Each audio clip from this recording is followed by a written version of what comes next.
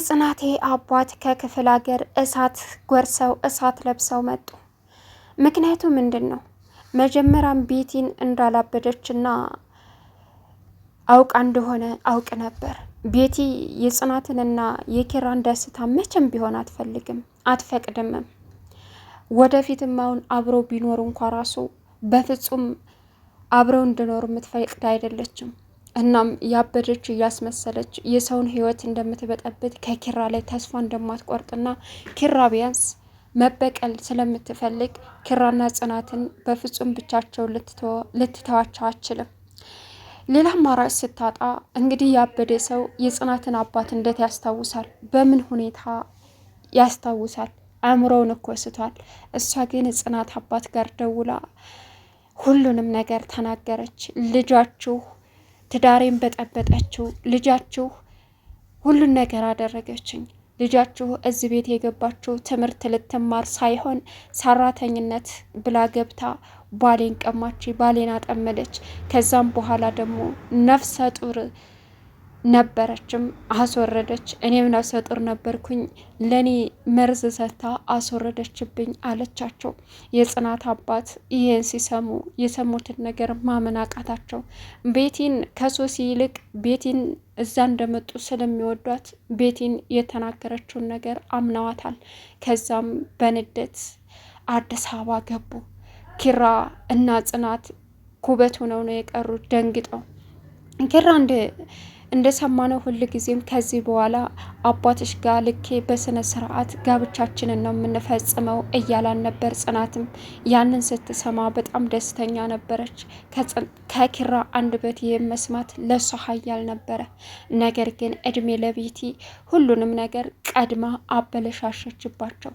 እቅዳቸውን ከነሱ ቀድማ በማቀድ ለጽናት አባት በመደወል እንግዲህ ሌላ ችግርና ጽናትን ወደ ክፍለ ሀገር ይዞ የሚሄድ ውሳኔ ወስነው መጥተዋል።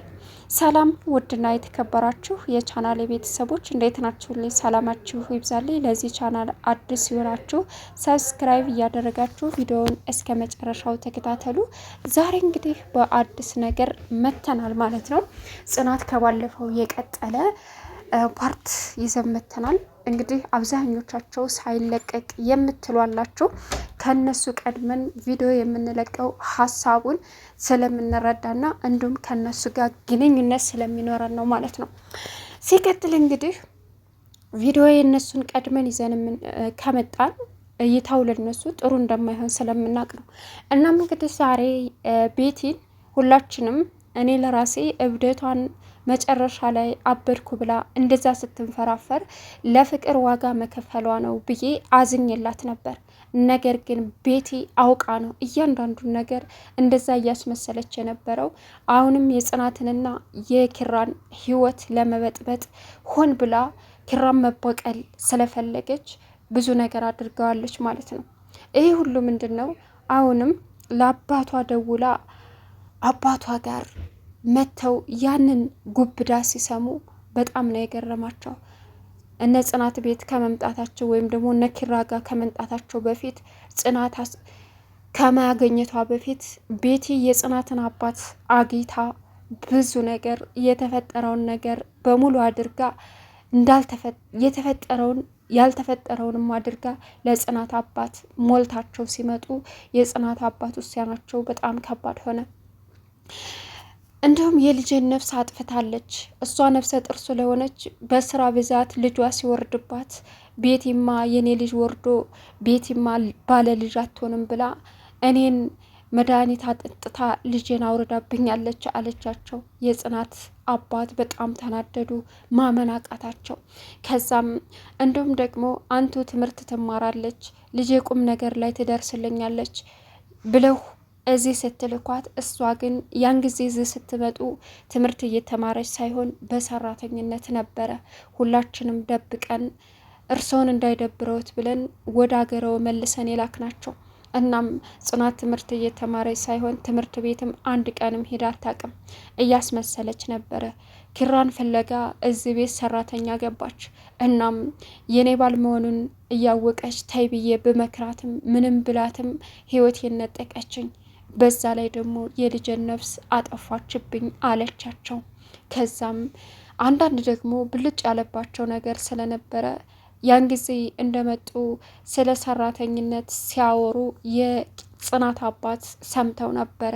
ግን ደግሞ ልጃቸውን ሲጠይቋት አባቴ ትምህርቴን እየተማርኩ ነው፣ እነዚህ ጓደኞቼ ናቸው፣ በጣም መልካም ናቸው፣ ከእነሱ ጋር ሁኜ ጥሩ ህይወት እየኖርኩ ነው ስላለቻቸው አምነው ነበረ። ግን ደግሞ አሁን ቤት የምትነግራቸውና ያን ጊዜ እዚህ መጥተው ያዩት ነገር ተመሳሰለባቸው። በጣም አዘኑ። የጽናት አባት ውሳኔያቸው ምን ነበረ? ቀጥታ ወደ ክፍለ ሀገር ይዞ ሄደው እዛው እንግዲህ መኖር ያለባትን ህይወት እንድትኖርና ወጌን ባህሌን ልጄ በገዛ እግሯ ሂዳ ወንድ አግብታ ከዛም አልፎ የሰው ህይወት በጥብጣ የሰውም ህይወት አተረማምሳ የቤትን ልጅ አጥፍታለች። ሲቀጥል ደግሞ እራሷም ነፍሰ ጡር ሆናለች ነበረ፣ አዋርዳኛለች በማለት ያዙ ይልቀቁኝ አሉ። መራዊትና እንዲሁም ደግሞ ሀና ተጠርታ መራዊትም ናሆሚም የጽናትን አባት ሊያረጓጓቸው ቢሞክሩም በፍጹም የጽናት አባት ሊረዱም አልቻሉም። አዋርዳኛለች፣ በክብር ድሬ ደግሼ እናቷ ያስገባችኝን ቃል ቁም ነገር ላይ አደርጋለሁ ስል አዋርዳኛለች፣ ቃሌን አጥፌ እንድበላ አድርጋኛለች በማለት በንዴት ያልታሰበ እቅድ አውጥተው ጽናትን ወደ ክፍለ ሀገር ጓዛቸውን ሰብስበው ይዘዋት ሄዱ። ኪራ አሁን ምንድን ነው የሚበቃው? በእርግጥ የሰው ልጅ ይጋጫል። የሰው ልጅ ብዙ ነገር የሁላችንም አረዳድ የተለያየ ስለሆነ የጽናት አባት ያንን ነገር ቢረዱትም ለጊዜው ሊሆን ይችላል። ነገሩ እስከሚገባቸው ድረስ ደግሞ ጽናትና ኪራ በስልክም ቢሆን እየተግባቡ ችግራቸውን መፍታት መቻል አለባቸው ብዬ አስባለሁ። በእርግጥ ኪራ በተፈጥሮ ችኩል ነው፣ ግን ደግሞ ችኩል ቢሆንም ብዙ ነገሮችን ለጽናት ሲል ዋጋ ከፍሏል። ቤቲ አሁንም የጽናት አባት ተስማምተው እንኳ ትዳራቸውን ቢጀምሩ የጽናት አባት ቢወፍቁ ወይም ደግሞ ልጅን ሰጥቻለሁ ቢሉት ኪራን ቤቲ ለብቻው የምትተው አይደለም። ምክንያቱም እስከ ዛሬ እያንዳንዱ ነገር ያደረገባትን ነገር መበቀል ትፈልጋለች። ስለዚህ የሁለቱ አንድ መሆንና እሷን በፍጹም በምንም ነገር ወደ ራሳቸው ህይወት እንዳትመጣ መጠንቀቅ እንዳለባቸው ተገቢ ነው ብዬ አስባለሁ። እንግዲህ ጽናትም በጣም ያልጠበቀችው ነገር ስለሆነ ልቧ ተሰብሯል። ኪራም እንግዲህ የጽናት አባት መጥተው ያን ሁሉ ብለው እሳት ለብሰው እሳት ጎርሰው ጽናትን ይዘው ለመሄድ በመወሰናቸው በጣም ልቡ ተሰብሯል። እየየ ብሎ አልቅሷል። እናም ግን ረጋ ብለው ነገሮችን አስበውባቸው እናም ተለቅ ተለቅ ያሉ ሰዎችን እንደውም ደግሞ ወግ የሚያከብሩ ሰዎች ጋር ሄዶ ኪራ የጽናትን አባት ቢለምንና ጽናትን መልሶ የከፈለውን ዋጋ ከፍሎ አምጥቶ በስነ ስርዓት አግብቶ ትዳሩ ወይም ደግሞ ሚስቱ ቢያደርግ የተሻለ ነው ብዬ አስባለሁ። ምናልባት የጽናት አባት ኪራን ያገኙት እቤታቸው አስገብቷቸው እንጂ አባቱን እናቱን አላዩም። እናቱ አባቱ የት እንደሆኑ ምን ይሆኑ የሚያውቁት ነገር የለም።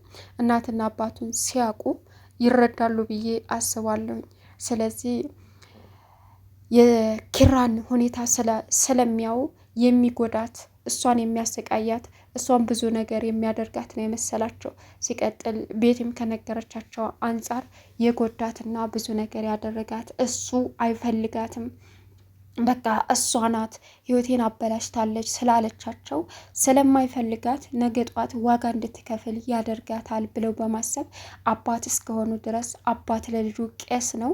አባት ምንም ቢሆን የልጁን አይደለም ይችን የሚወዷትንና የልጅነት ሚስታቸውን ልጅ አደራ ይቅርና በጣም እንዳይናቸው ብሌን የሚሳሱላትን ልጃቸውን ይቅርና ክፉ እንኳ ቢሆን አባት ለልጁ ወደ ኋላ አይልም። በቃ ህይወቱን ሁሉ ይሰዋል ማለት ነው። የጽናትም አባት አልፈርድባቸውም፣ ትክክል ናቸው። ከሰሙት ነገር አንጻር ምንም ቢሉ ምንም ቢናገሩ እኔ በሳቸው አልፈርድም ማለት ነው። እናም ኪራ ከንደትህ ይልቅ በረድ ብለህ ቆም ብለህ አስበህ፣ ጓደኞች ደግሞ እነመሩ አሉ እነ ሀና አሉ፣ እንዲሁም ደግሞ ናሆሚ የልጅነት ጓደኛ ላንተ ብዙ ነገር የሚሆንልህ እነሱ ተመካክራችሁ ከጎንህ ስላሉ ሚስትህን ወደ ቤትህ አባቷን በመልካም አንደበት እርሰው በሚፈልጉት ወግ ባህል አክብረህ ጠይቀህ ይቅርታ አስብለህ ሚስትህን በአግባቡ አግብተህ የራስ ብታደርግ ጥሩ ነው ብዬ አስባለሁ። ምክንያቱም አንተ በምትወስነው መጥፎ ውሳኔ ነገ ጧት የሚጠጥትህ ነገር ስለሆነ እሷም ወዳ ሳይሆን ተገዳ ነው። ከኔ አባቷን አስበልጣ ጥላኝ ሄዳለች እያልክ ነበረ። አባት እኮ ማለት ከፈጣሪ በታች ፈጣሪ ነው። ከፈጣሪ ቀጥሎ የፈጠረንን።